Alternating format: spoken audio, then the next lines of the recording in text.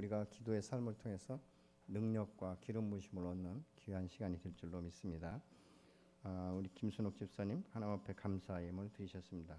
오늘 우리가 함께 나눌 말씀은 사도행전 3장 1절로 10절의 말씀입니다. 신약성경 191쪽 사도행전 3장 1절로 10절의 말씀을 다 같이 한 음성으로 봉독하시겠습니다.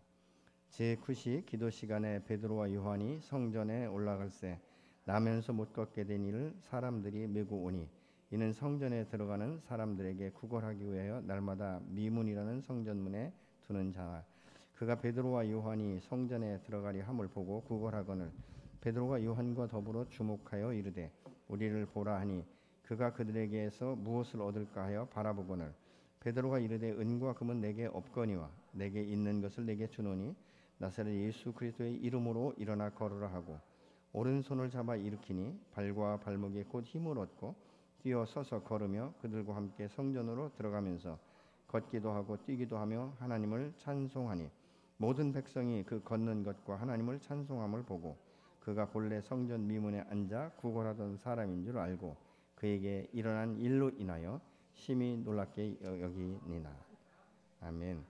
오늘 이 본문의 말씀을 가지고 좋은 영적 습관의 능력이라는 이 제목으로 말씀을 증거해 주시겠습니다. 오늘 말씀을 증거해주신 우리 김태환 목사님은 여러분 잘 아시는 대로 지금 필리핀 바교의 선교사로 또 사역을 잘 감당하고 있고 그곳에서 오메가 교회를 담임하고 계십니다.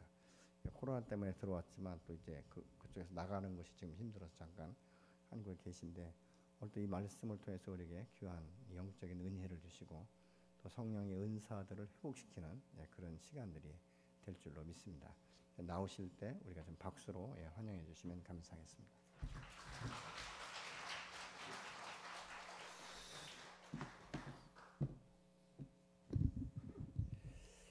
할렐루야. 여러분 행복하세요? 신앙생활은 행복한 겁니다. 짐이 아니에요. 믿습니까? 분위기가 되게 냉랭한데 동의하셔야 됩니다. 아멘입니까? 마스크를 써도 아멘 하는데 아무 지장이 없습니다. 아멘 할 때 그 말씀이 여러분의 것이 될 줄로 믿습니다. 이왕 신앙생활 하는 거 열매가 있어야 돼요. 결과가 있어야 되고 증거가 있어야 됩니다. 그리고 더불어 날마다 체험이 있어야 될 줄로 믿습니다. 오늘 이 저녁이 여러분 가운데 체험이 있는 귀한 밤 되기를 주님의 이름으로 축원합니다. 우리가 늘 기도하지만 늘 새로운 것입니다. 사랑하는 여러분, 주님께서 여러분 가운데 새 일을 행하고 싶어 하세요. 근데 새 일을 행하시기 위해서는요 조건이 있습니다. 이전 일을 생각하면 안 돼요. 옛적 일을 기억하면 안 됩니다. 믿습니까? 뭐 좋든 싫든 어떤 좋았던 추억이든 부정적인 추억이든 여러분 우리는 과거에 매여서 사는 자들이 아니라 과거를 뒤로하고 늘 그리스도 안에서 새로운 피조물로 하루하루 날마다 살아가는 존재임을 믿습니다. 아멘입니까? 오늘 그런 마음으로 여러분 즐거워하시면서 이왕 기도하러 나온 거 즐겁게 주님께 기도하다 돌아가셨으면 좋겠습니다. 여러분 지금은 즐거워하는 시즌이에요. 왜냐하면 여러분 절기가 있어요. 그 레위기 23장에 보면 그 여호와의 절기 7대 절기가 소개되어져 있습니다. 지금은 그 여호와의 절기 중에 지금 초막절 시즌에 있어요. 이 초막절, 이 모든 절기는요 예수님의 그림자입니다. 여러분 그 7대 절기의 가장 처음 절기는 6월절이죠. 6월절은 어떤 절기냐면 예수님의 죽으심이에요. 그분이 죽으심으로 말미암아 우리가 구원받죠. 그분의 보혈로 말미암아. 믿습니까? 우리가 이 자리에 있는 것은 예수님의 보혈로 말미암아 오늘 이 자리에 있는 줄 믿습니다. 그 값진 보혈이 없으면 우리는 이 자리에 앉아 있을 수가 없어요. 아멘입니까? 그것을 기념하는 게 6월절이에요. 그 6월절 다음 날 무교절로 지키죠. 무교절은 어떤 절기냐면 그 누룩 없는 빵, 그저 누룩이 들어가지 않는 무교병을 먹는 거예요. 다시 말해서 예수님의 죽으심으로 말미암아 우리의 모든 죄를 속죄하신 것을 기념하기 위해서 그 절기를 지키는 것입니다. 그 다음에 그 다음 날이 초실절이에요. 초실절은 부활의 첫 열매가 되신 예수 그리스도를 상징하는 것입니다. 그로부터 초실절부터요 50일 기간이 되는데 50일째 되는 날이 언제냐면 이스라엘 백성들이 시내산에 도착해서 주의 말씀을 받은 날이에요. 여호와의 말씀을 받아서 그 말씀을 갖고 하나님과 언약을 맺습니다. 그게 구약의 오순절이고요. 그리고 신약의 오순절 어떤 날입니까? 성령님이 이 땅에 친히 방문하신 날이에요. 예, 다시 말해서 예수님이 죽으신 다음에 하늘 보좌로 올라가신 다음에 약속된 성령이 내려온 날이 바로 오순절이에요. 그로부터 또 시간이 지나면 이제 가을 절기로 들어가요. 이 가을 절기는요, 모든 절기는 다 이루어졌지만 가을 절기는 아직 앞으로 이루어질 절기입니다. 그렇게 우리가 잘 눈여겨봐야 돼요. 이 가을 절기 시작은 나팔절이에요. 나팔이 불리면요, 성경은 이야기하죠. 큰 나팔이 불리면 우리 주님께서 오신다는 사인이에요.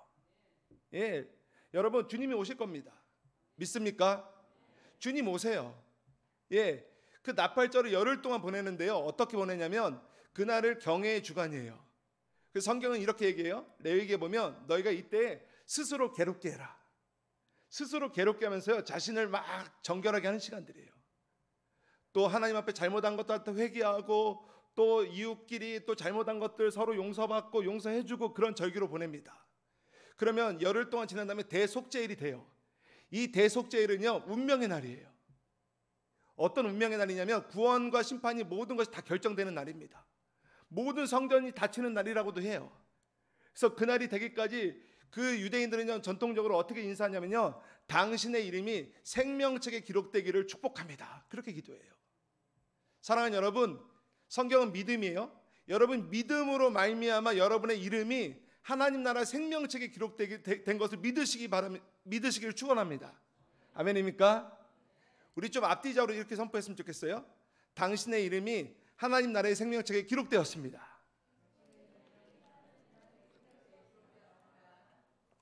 아멘. 이제 대속죄 이렇게 보낸 다음에 이제 초막절로 들어가요. 이 초막절은 어떤 날이냐면 주님과 혼인잔치하는 날입니다. 이 혼인잔치하는 날을 어떻게 하냐면 이스라엘 백성들은요, 성경에 보니까 이 초막절이 되면 너희가 초막을 만들어라 라고 얘기해요. 그래서 얼기설기 그 모든 나무를 종려나무 갖다가 정말 진짜 허름한 어떤 초막을 만들고 거기서 7일 동안 지내요. 7일 동안 지내면서 어떻게 지내냐면, 예, 아까 말씀드렸어요. 즐겁게 지내요. 왜 즐겁게 지내냐면 주님 하나님 말씀하셨어요. 그때 너희가 이 절기를 지킬 때 내가 애굽에서 너희를 건져낸 여호와임을 알게 되겠다. 여러분 신앙생활은요, 다른 게 아니에요. 특별한 게 아닙니다. 하나님이 누구이신지 알아가고 그분께 우리의 모든 삶을 전 존재를 드리는 것이 바로 신앙생활이에요. 믿습니까? 그러니까 우리 신앙생활의 출발은 내가 아닙니다. 나로부터 출발되는 게 아니에요. 하나님으로부터 출발되어지는 것이고 모든 것이 하나님 중심입니다. 믿습니까? 여러분 교회도요, 우리가 세운 게 교회가 아닙니다. 예수님의 피값으로 세워진 게 교회입니다. 그래서 교회 중심으로 사는 거 지극히 정상인 것입니다. 초대교회가 다 그렇게 살았어요. 그러면서 초대교회는요, 굉장히 즐거워했습니다. 어떻게 그것을 증명할 수 있냐? 매일 모이기를 힘썼다고 이야기해요. 재미없으면 가지 않습니다. 짐이 되는데 가겠습니까?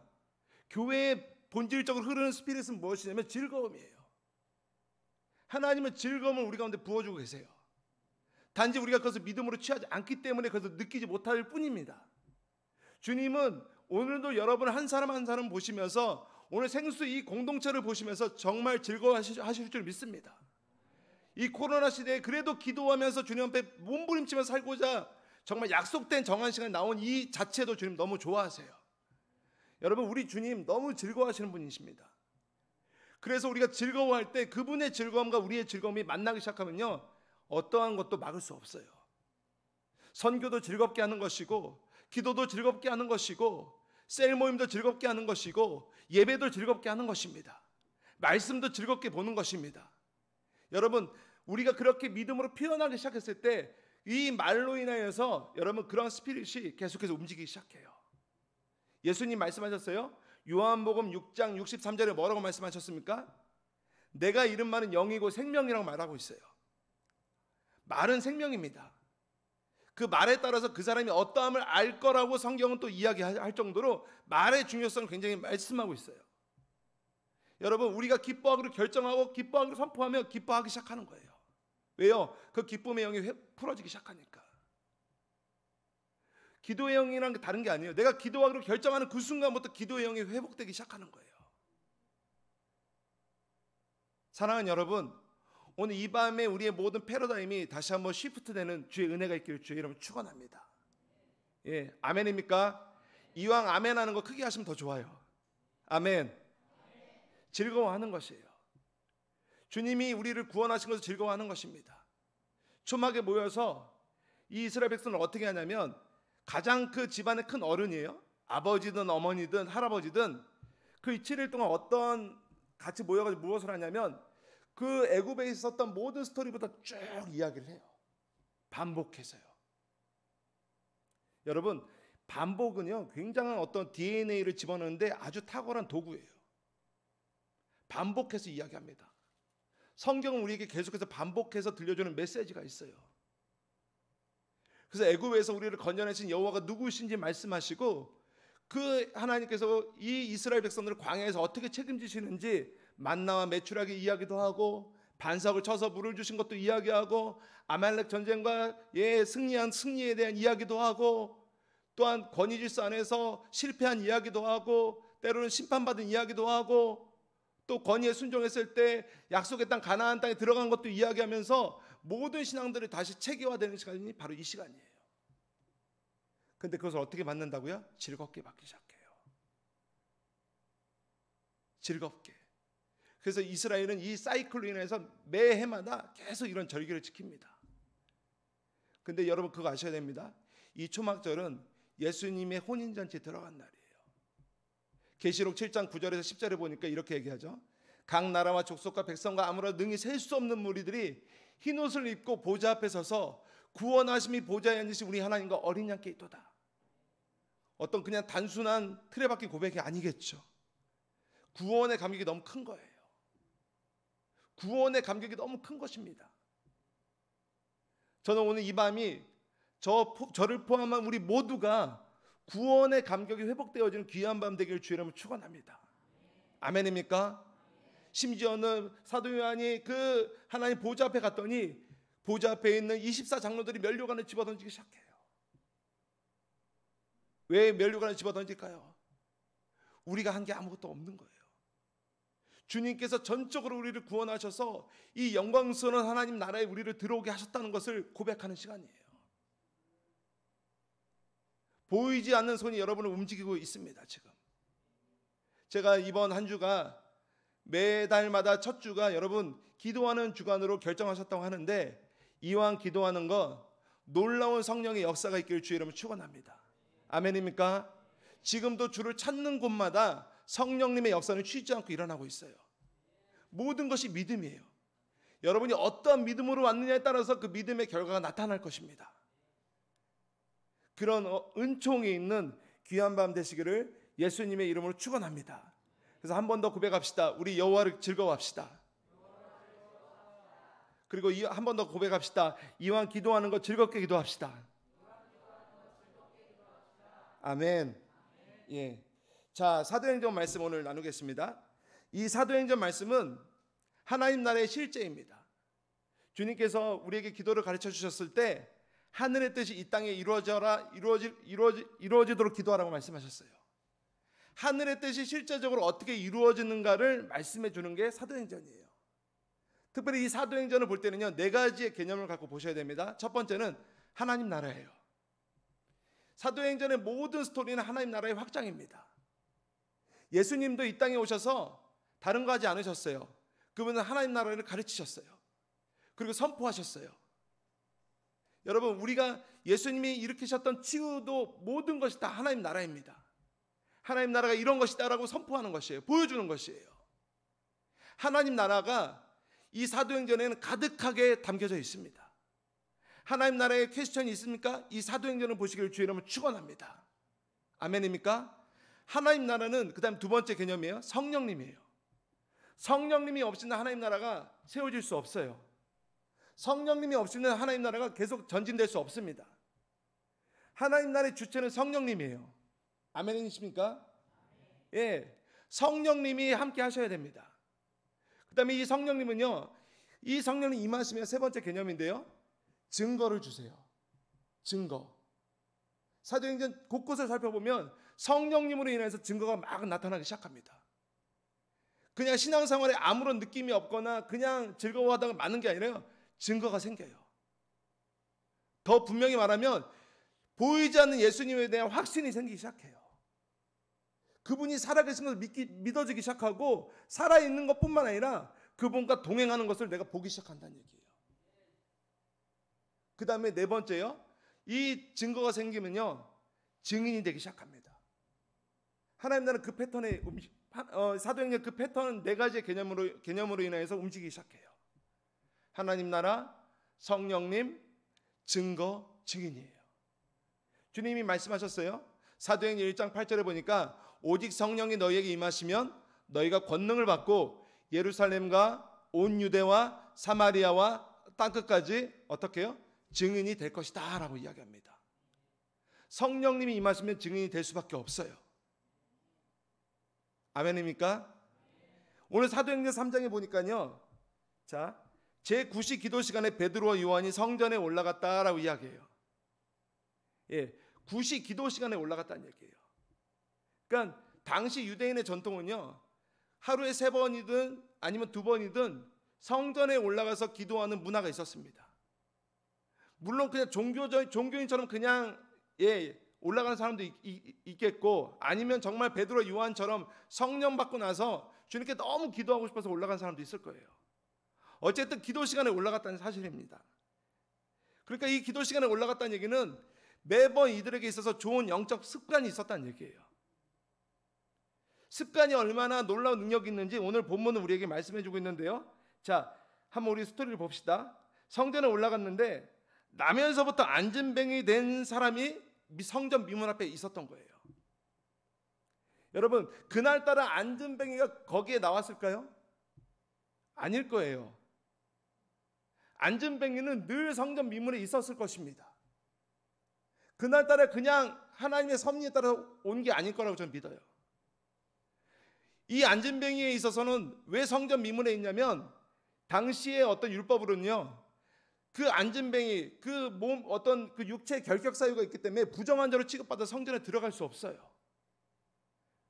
성전에 들어가고 싶어도 들어갈 수 없고, 이 안진뱅이 운명은 그냥 성전 미문에서 들어가는 사람들에게 그냥 조금씩 돈을 받아가지고 먹고 살아가는 그런 운명적인 존재로 늘 살았던 사람이에요.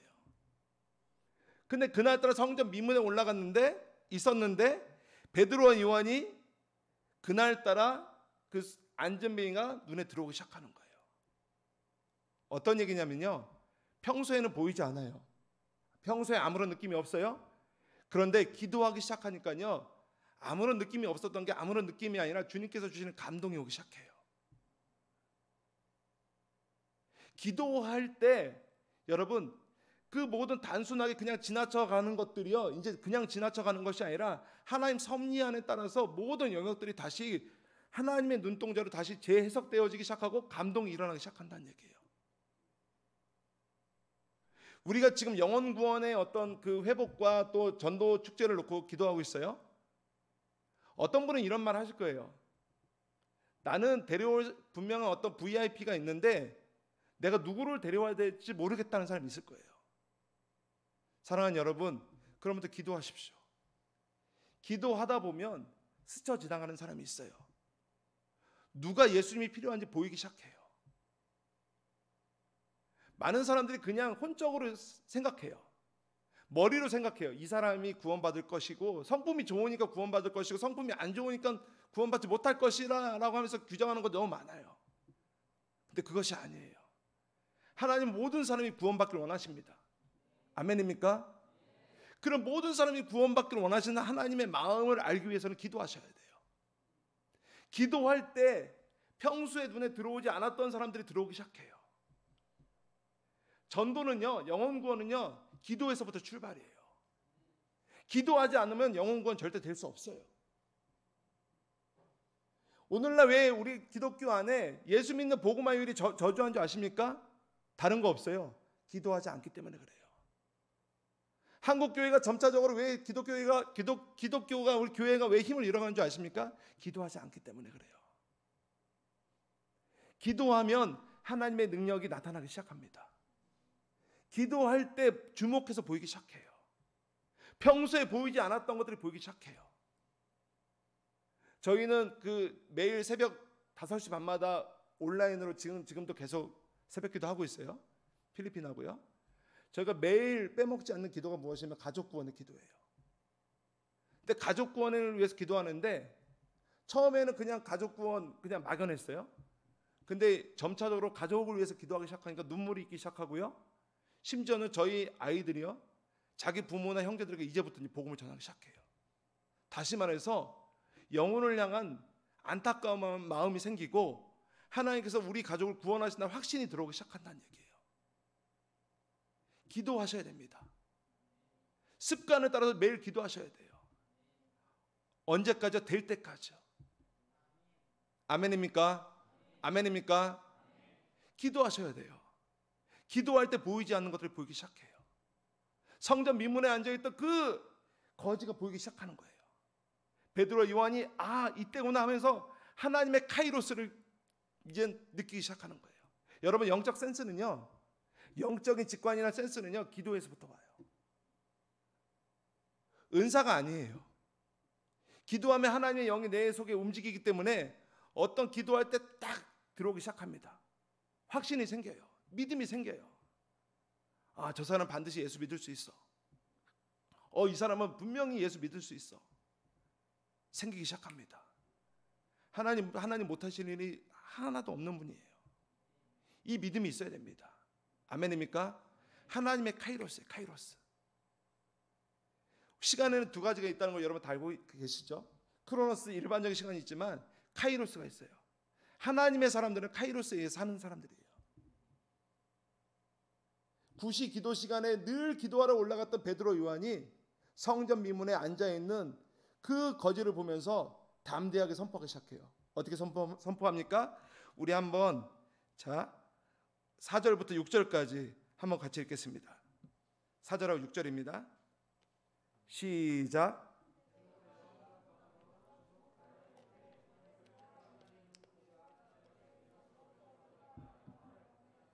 베드로가 가로되 은과 금은 내게 없거니와 내게 있는 것으로 내게 주노니 곧 나사렛 예수 그리스도의 이름으로 걸으라 하고. 아멘. 자, 베드로가 요한으로 더불어 주목하여 우리를 보라 하니 담대함이 생긴 거예요. 믿음이 딱 들어온 거예요. 고치겠다는 확신이 들어온 거예요. 우리를 봐라. 평소에는 그냥 지나쳤다가 그날따라 기도하러 들어가려고 하는데 딱 보인 거예요. 그래서 우리를 보라 하면서 바로 선포해요. 묻지 않아요. 베드로가 가로되 은과 금은 내게 없거니와. 뭐라고 선포합니까? 내게 있는 것으로 내게 주노니 곧 나사렛 예수 그리스도의 이름으로 일어나 걸어라 하고. 그렇게 했는데 결과가 어떻게 됐습니까? 오른손을 잡아 일으키니 발과 발목이 곧 힘을 얻고 8절에 보니까 뛰어서서 걸으며 그들과 함께 성전으로 들어갔다라고 이야기합니다. 확신이 생기고요. 바로 선포하기 시작해요. 여러분, 선포는요, 굉장한 어떤 능력이 있습니다. 당신의 선포하면서 기도하면요, 반드시 됩니다. 믿음만 잃어버리지 않으면. 우리 지나왔던 과거들을 보면요, 다 선포해서 그렇게 믿음으로 기도했기 때문에 이렇게 왔어요. 뭐 있어서 온 거 전혀 없습니다. 하나님의 사람들은 보니까요, 다른 거 없어요. 그냥 기도하다 주님이 주신 감동 갖고 믿음으로 선포하고 그것을 그냥 최선을 다해서 열심히 붙잡고 기도하고 살기 시작했을 때 거기에 반드시 거기에 합당한 열매가 있기 시작하는 거예요. 사랑하는 여러분, 이런 단순한 영적 원리를 믿으시기를 주의 이름으로 축원합니다. 붙잡으셔야 돼요.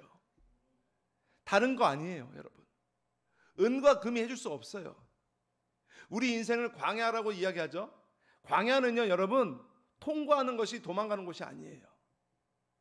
광야를 지나갈 때요, 여러분, 한 번도 광야를 가보신 적 있으십니까? 저는 이스라엘을 자주 가는데 광야를 가면요, 은과 금 필요 없어요. 은과 금이 있어서 광야에서 어디다 쓰려고요? 아무런 쓸모가 없습니다. 광야에서 진짜 필요한 것은 물이에요. 은과 금보다 더 필요한 게 물입니다. 그 두 번째는요, 하나님의 은혜예요. 하나님의 은혜가 없이는 광야를 통과할 수 없어요. 우리 인생이 광야라고 한다면 마찬가지입니다. 영원한 생수 대신 예수님이 필요한 것이고 그 다음에 그분의 은혜가 필요해요. 아멘입니까? 하나님의 전적인 은혜가 필요해요. 하나님의 은혜를 안다면 그 은혜를 구하는 방식이 무엇입니까? 기도하는 거죠. 그분의 은혜를 기억하면서 기도하는 거예요. 그분께서 나를 광야로 이끌어 오셨다면 이 광야 또한 통과하게 하실 것이다. 그 믿음이 있으셔야 됩니다. 광야는 주저앉는 곳이 아니에요. 그냥 멈춰 서는 곳이 아닙니다. 거기서 멈춰 서거나 그냥 주저앉으면 죽을 수밖에 없어요. 영적으로 소생되어지고 광야로 통과하기 위해서는 지나가야 됩니다. 어떻게 해요? 하나님의 은혜를 붙들고 지나가야 돼요. 그분의 어떤 섭리를 맛보면서 지나가야 돼요. 그분의 보호의 손길을 맛보면서 지나가야 됩니다. 사랑하는 여러분, 어떤 하나님이 여러분 가운데 인생 가운데 광야라는 시간 속에서 여러분 멈춰 계신 분 계십니까? 주저앉아 계신 분 계십니까? 다시 일어나서 통과하십시오. 통과해야 약속의 땅에 들어갈 수 있어요. 통과하지 않으면 여러분 신앙생활은 거저되는 게 아닙니다. 그냥 목사님이 기도해주고 그냥 교회가 기도해주고 남은 아무것도 안 하고 헌신하지 않고 그냥 되지 않아요. 지나가야 돼요. 통과해야 돼요. 통과하기 위해서는 여러분 기도는 필수 요건이에요. 기도하셔야 됩니다. 아멘입니까? 기도할 때 통과할 수 있어요. 그분과 교통하면서 즐겁게 통과할 수 있다는 얘기예요. 그리고 하나님이 이정표가 되어주십니다. 요즘 더 그런 것 같아요. 보니까 코로나로 인해서 앞으로 향후 어떤 일이 일어날지 아무도 예측할 수 없어요. 제가 선교사입니다. 선교의 모든 전문가들도 한결같이 이야기해요. 코로나 이후 선교의 방향성 이야기해도 별 뾰족한 해안이 없어요. 단지 확신 있게 얘기할 수 있는 것은 코로나 이후와 코로나 이전에 어떤 선교 역사가 바뀌어질 것이다. 그렇게만 이야기해요. 이 코로나라는 이 바이러스의 어떤 우리의 광야 가운데서 하나님께서 우리 이 시간들 허락하셨는데 이 시간을 통과해야 될 시간들이에요. 지나쳐야 될 시간들이라는 얘기예요. 그러므로 여러분 이 시간을 통과함에 있어서 중요한 거 기도하셔야 된다는 얘기예요. 오늘 기도하러 나온 거 우연이 아니란 얘기입니다. 아멘입니까? 아멘입니까? 자, 그 베드로와 요한이 성전 미문에 앉아있는 그를 향해서 선포했던 것 한 가지였어요. 예수 그리스도였어요. 여러분, 예수님에 대한 어떤 확신이 있으십니까? 예수 그리스도에 대한 어떤 충분한 자신감이 있으세요? 하나님의 사람이고 예수님의 사람이라는 얘기는요, 어떤 사람이 어떻게 설명할 수 있냐면요, 예수님이 아니고선 도저히 설명이 안 되는 사람이에요. 그러니까 예수님의 사람이라고 하면 예수님이 있어야지만 그 사람이 설명이 돼요. 그 사람의 존재에 대해서 이야기할 수가 있어요. 하나님의 사람이라면 하나님이 계신 것을, 그 사람에게 있어서 역사하신 것을 이야기해야지만 그 사람이 하나님의 사람이지, 하나님이 빼놓고 그 사람 하나님 사람이다, 아니요, 하나님 사람 아니에요. 우리 많은 어떤 그런 로망이 있죠. 내가 예수님의 사람이 되고 싶고 하나님에 대한 사람이 되고 싶다. 또 그렇게 종종 우리가 선포해요. 그럼 어떤 인생을 살아가야 되냐면 하나님 없이는 안 되는 삶. 하나님 없이는 nothing이에요. nothing. 그걸 아셔야 됩니다. 모든 게 다 있다 할지라도 주님이 없으면 nothing이에요. 베드로와 요한은요, 아무것도 없어요. 심지어는 별로 배우지도 못한 사람들이에요. 가방끈 없어요. 가방끈 짧아요. 그냥 비천한 그냥 갈릴리 어부 출신들입니다. 그런데 여러분 보세요. 성령님이 임하고 나니까요, 거침이 없어요. 자기의 생명을 뛰어넘기 시작해요. 인생 단순합니다, 여러분. 예수 믿는 거 단순해요. 성령님 붙들고 살면 돼요. 성령님 붙들고 예수님 함께 말씀 붙들고 살면요, 거침이 없어요. 제가 선교지에서 늘 경험하는 게 바로 이런 것이에요. 선교 훈련도 받지 못했어요. 뭐 선교 어떤 훈련 단체 출신도 아닙니다. 그냥 바교회 갔고요. 그냥 무릎 꿇고 기도했어요. 그냥 말씀 붙들고 기도했습니다. 그렇게 영어를 또 잘하는 것도 아니에요. 그런데 어떤 일이 있냐면 기도하고 그냥 말씀 던지고 그냥 주님 주신 마음 갖고 하면요 그냥 막 열매가 있어요. 단순하더라고요. 성경은 거짓말하지 않아요. 성경 외의 모든 것을 여러분 순수하게 믿지 못하고 그냥 거기에 뭔가 자기 사적인 마음들 자꾸 애드하니까 말씀이 힘이 없는 거예요. 말씀이 정말 힘이 되려면 이 성경 말씀을 담백하게 그냥 순전하게 믿으셔야 돼요. 아멘입니까? 한국교회는 지금 그게 필요해요. 머리가 아닙니다. 저도 왜 유튜브 들어가서 설교 많이 안 듣겠습니까? 많이 들어요. 듣는데도 불구하고 보니까요, 오늘날의 큰 문제는 뭐냐면 우리 성도들이 너무 머리가 커졌다는 얘기예요. 말씀을 판단해요. 3분 만에 결정해요. 내가 들어야 될 말씀, 듣지 말아야 될 말씀. 여러분, 어떻게 이런 일이 있을 수가 있을까요? 과거 한국교회 부흥의 역사를 보면요, 여러분 부흥 강사들이 이 한국교회 강단에서 어떤 얘기했습니까? 그 당시에는요 배움도 없어요. 그냥 체험한 말씀들 그냥 던져요. 세련되지는 못하죠. 정말 그냥 거친 메시지들이에요. 그런데도 불구하고 부흥이 있어요. 천국과 지옥 그냥 체험적인 말씀 전해요. 그런데도 성도들이 아멘하고요, 순전하게 주의 말씀 붙들고 기도하고 순종하니까 이제 거기에 열매가 있다는 얘기예요. 가만히 보니까 선교지가 그래요. 그냥 순전해요. 그냥 목사님이 하라는 대로 그냥 다 해요. 하다 보니까 결과가 있어요. 열매가 있어요. 부흥이 있어요.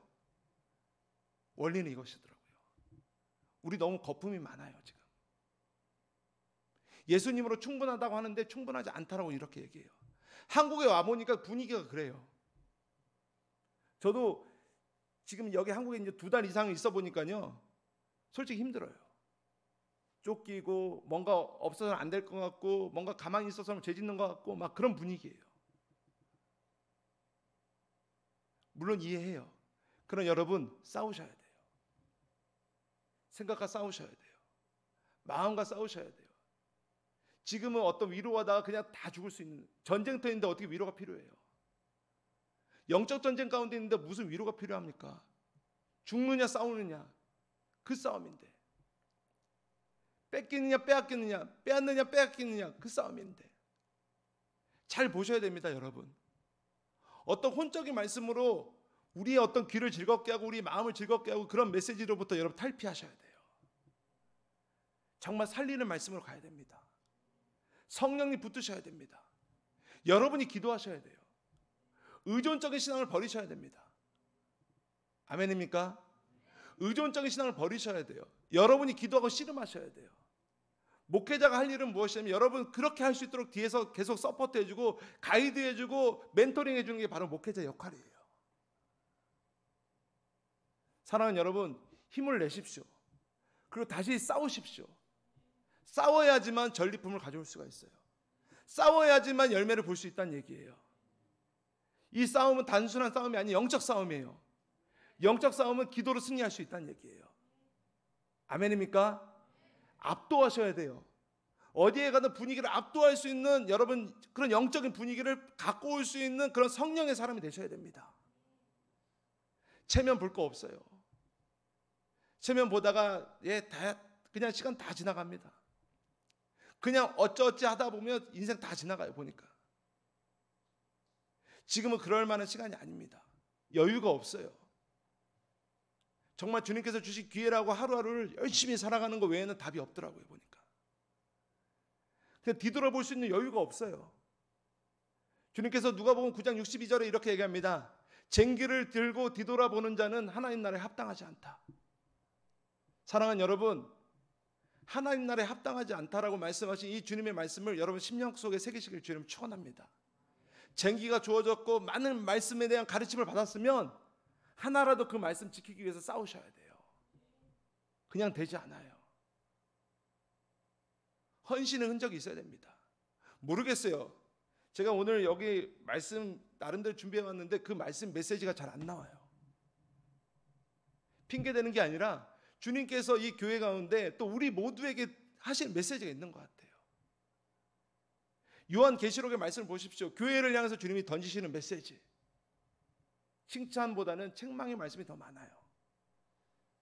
오늘날 문제는 뭔지 아십니까? 책망을 받으려고 하지 않아요. 책망하면 싫어해요.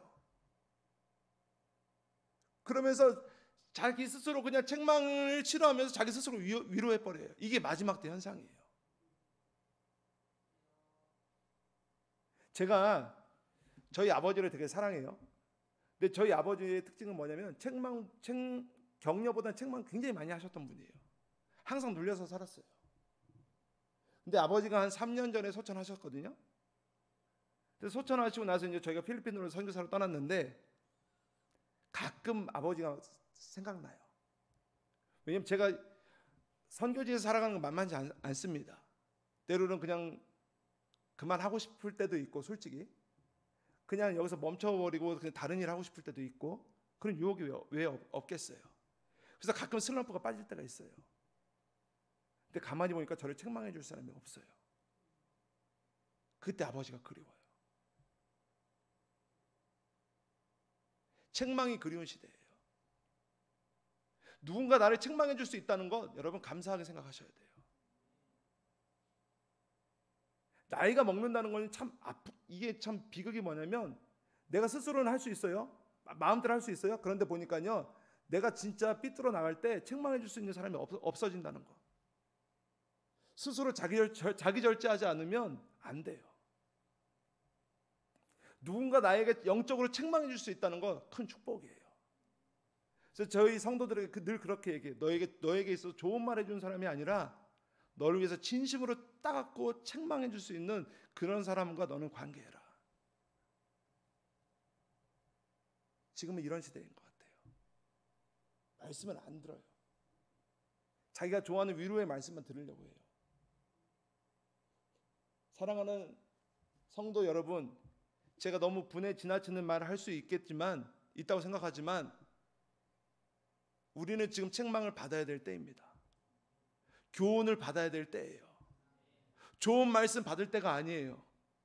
나에게 있어서 위로하고 나에게 있어서 뭔가 잘 되는 어떤 세상의 처세술을 배울 때가 아니에요.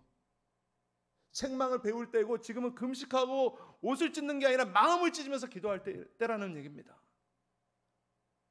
그래서 제가 이왕 한국에 있는 거 10월 19일부터 제가 21일 동안 금식하기로 작정했어요. 어차피 못 들어가는 거, 선교지에서 금식하는 것보다 여기서 금식하자. 너무 많은 영적인 거품들이 있더라고요. 보니까 책망을 안 들으려고 해요. 책망 듣기 싫어서 하나님 앞에 나가지 않아요. 말씀 보지 않아요. 말씀을 통전적으로 보기보다는 그냥 내가 좋아하는 말씀만 그냥 골라서 봐요. 그것이 아닙니다, 여러분. 책망을 받으셔야 돼요. 이 책망 속에 사랑이 있고 하나님의 은혜가 있고 위로가 있어요. 지금 대한민국은 바로 그럴 때입니다. 그럴 때 주님께서 주시는 메시지가 무엇입니까? 책망을 받고 교훈을 받고 돌이킬 때 너는 이기는 자가 될 것이다. 교회는 이겨야 됩니다. 아멘입니까? 이겨야 돼요. 승리해야 돼요. 여러분 승리자가 될 것입니다. 믿음으로 돌파하셔야 돼요. 주님은 여러분 가운데 그렇게 역사하고 싶어 하세요. 누가 나의 이 책망을 받고 돌이킬 것인가? 잠언 말씀도 그렇게 얘기해요. 여러분 우리 잠언 말씀 참 사랑하죠? 잠언 1장부터 주님께서 말씀하신 게 뭐예요? 책망을 받고 돌이켜라. 그런데 내가 때로는 언젠가 책망을 해도 너희가 돌이키지 않는다라면 네가 손을 벌리고 나에게 와도 그때는 이미 늦었다라는 얘기예요. 지금이 기회입니다. 보니까 지금이 골든타임이에요. 기도하셔야 됩니다. 책망을 받으셔야 돼요. 이왕 신앙생활 하는 거 여러분, 책망 받으시면서 기도하시면서 하나님 앞에 승부수를 띄우시는 그런 여러분 되기를 주의 이름으로 축원합니다. 교회 가운데 하나님 비전이 있어요.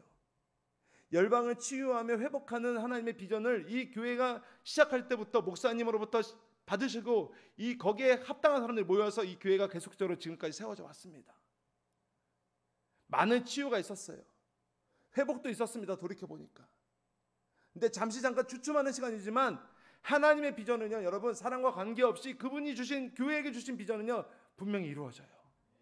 지금부터 변함이 없어요.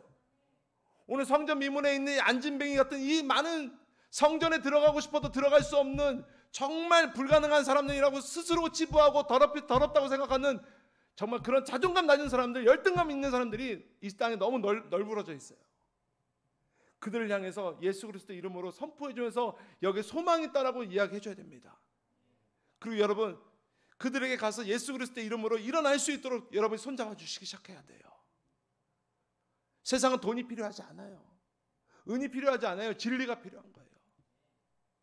생수가 필요한 거예요. 예수님이 필요한 거예요, 여러분.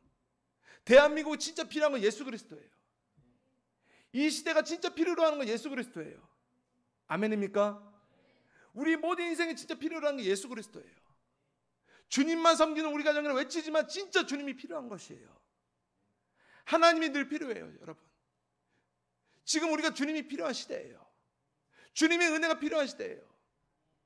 주님께서 찾고 계세요. 누가 나의 이름을 부르면서 내 앞에 나올 것인가?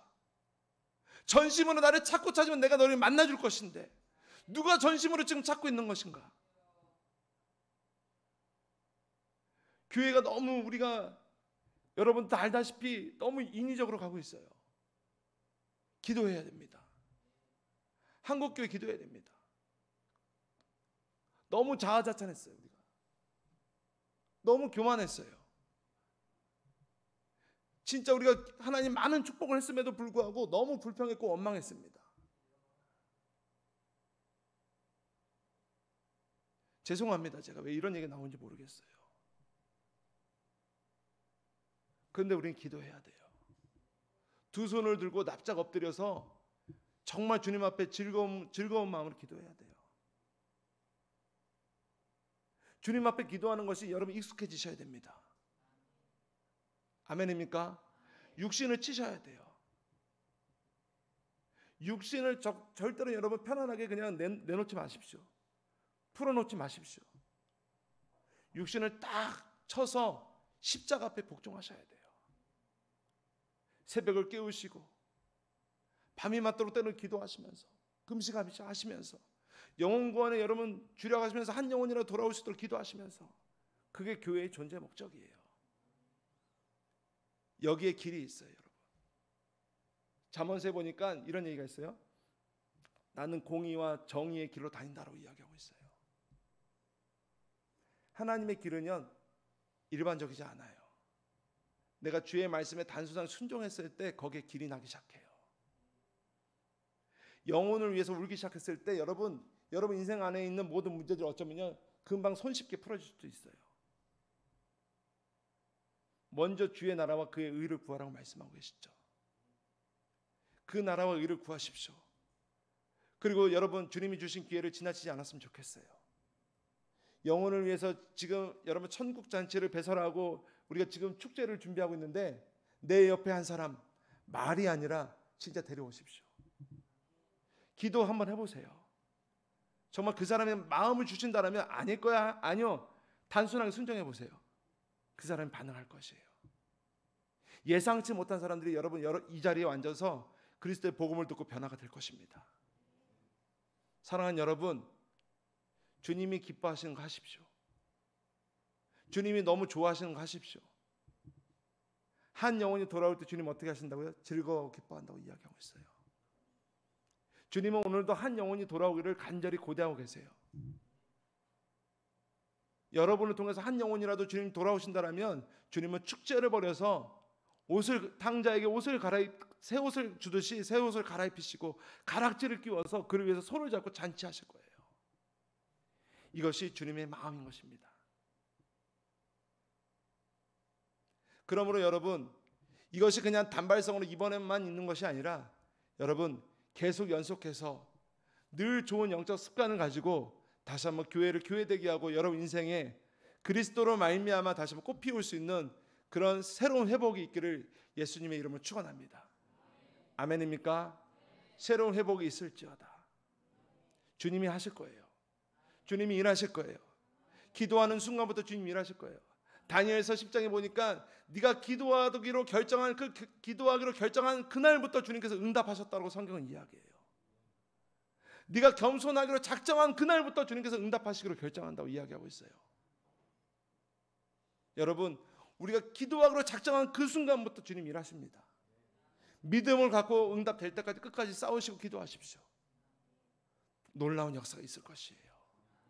주님이 하실 거예요. 못하실 일이 없어요. 주님이 하실 거예요. 광야를 통과하셔야 됩니다. 다음 스텝으로 가셔야 돼요. 또 다음 스텝으로 가셔야 돼요. 계속해서 전진하고 주님 오시는 그날까지 믿음으로 승리하는 그런 믿음의 성도들 다 되시기를 예수님의 이름으로 축원합니다. 아멘. 우리 같이 기도합시다.